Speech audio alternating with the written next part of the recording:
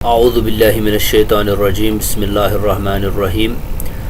تو آخر کار اللہ تعالیٰ کے فضل و کرم سے ہم اس سیریز کے لاسٹ لیسن میں پہنچ ہی گئے ہیں، اور آج اس سیریز کا لاسٹ لیسن ہم سٹارٹ کر رہے ہیں، اور اس لاسٹ لیسن کے ساتھ ہی یہ جو پوری کی پوری عربک گرامر کی ایزی عربک گرامر کی اردو والی سیریز تھی وہ ہماری کمپلیٹ ہونے والی ہے۔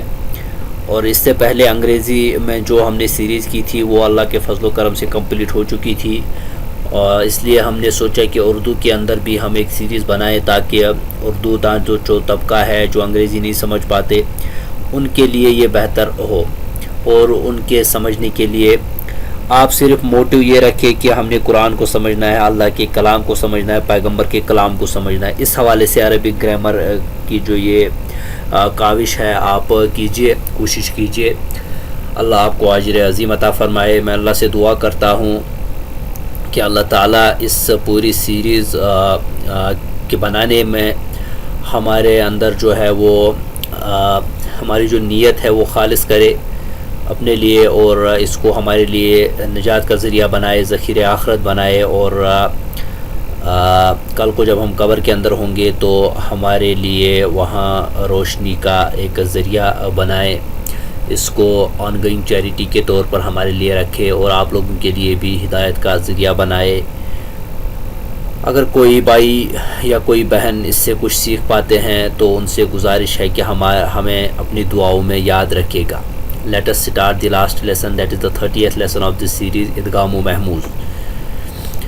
کسی بھی مادے میں دو ایک جیسے ساتھ آنے والے حرفوں کو ایک دوسرے میں مدغم کرنے کو ادغام کہتے ہیں، یعنی مکس ان کو کیا جاتا ہے۔ جب ایک جیسے ہی دو حروف ایک پیچھے ایک ساتھ آ جائے پھر ان کو مدغم کیا جاتا ہے، دو کے بجائے تجدید لگا کر ایک ہی پڑھا جاتا ہے، اس کو ادغام کہا جاتا ہے۔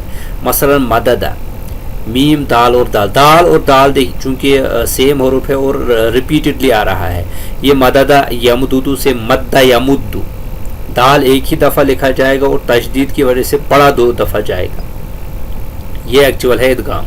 حببہ سے احبب یحبب، احب یحب۔ اسی طریقے سے ادغام جو ہے، ادغام والے فعل مضارع بحالت جزم ہو تو اس کا ادغام عموماً کھول دیا جاتا ہے۔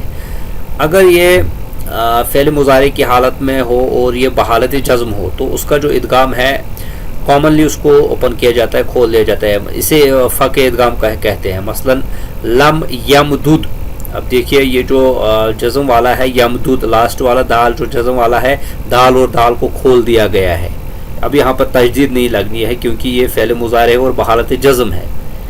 ان باتوں کو سمجھنے کی آپ کو انتہائی ضرورت ہے۔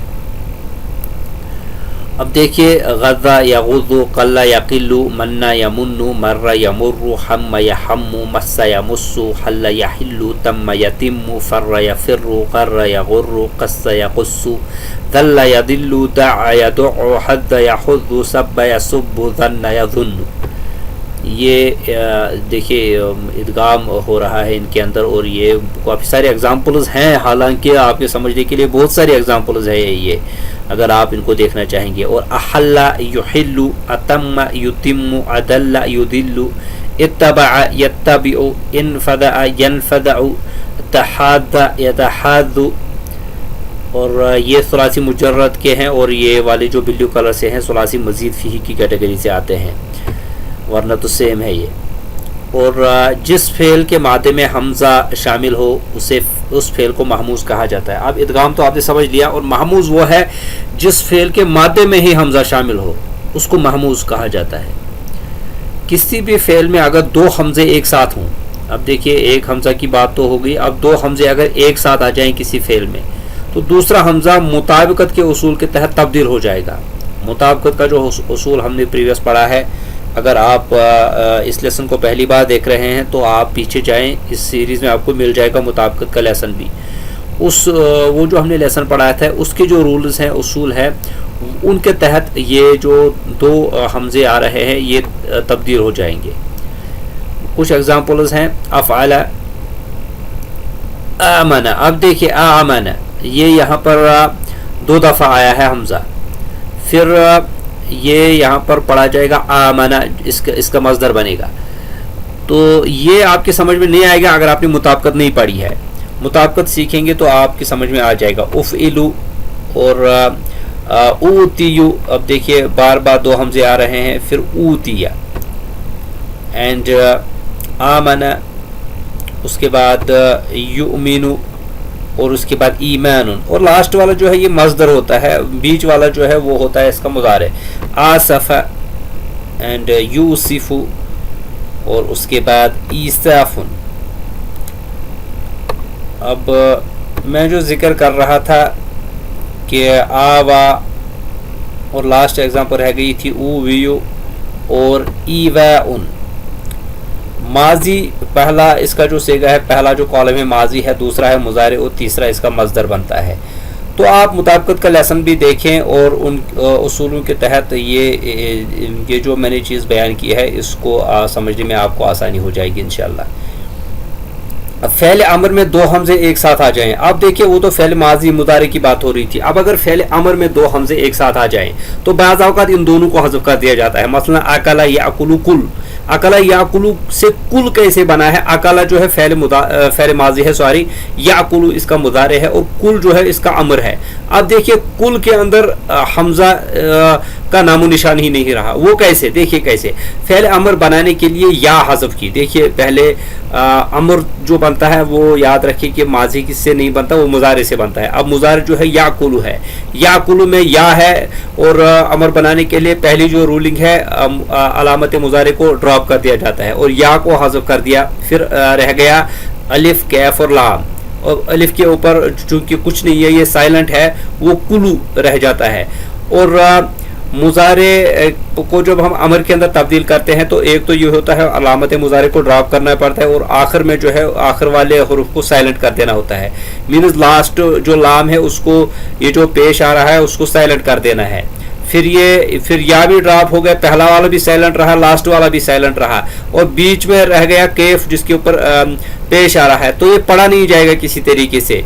پھر شروع میں پیش والا حمزہ اس میں لگا دیا جاتا ہے ایز پر رولنگ، جو کہ یہ مضارع کی رولنگ ہے. امر بناتے وقت پیش والا حمزہ لگا دیا جاتا ہے. پھر پیش والا حمزہ کے بعد وہ سائلنٹ والا حمزہ جو اس کا اوریجنل اپنا تھا وہ آ گیا. اب پیش والا حمزہ، سائلنٹ والا حمزہ، یہ او کل، یہ اس طریقے سے نہیں پڑھا جائے گا. پھر دونوں یہ جو حمزے ہیں ایک ساتھ یہاں پر ڈراپ ہو گئے ہیں اور یہ باقی بچا ہے کل. تو اس طریقے سے لمبا پروسیس ہو کے شارٹ میں اکلا یاکلو کل بنتا ہے، لیکن پروسیس اس کے پیچھے یہ چلتی رہتی ہے. جیسے کہ اکلا یاکلو اور کل، یہ میں نے ایگزامپل دی ہے. ایک اور ایگزامپل دیتا ہوں.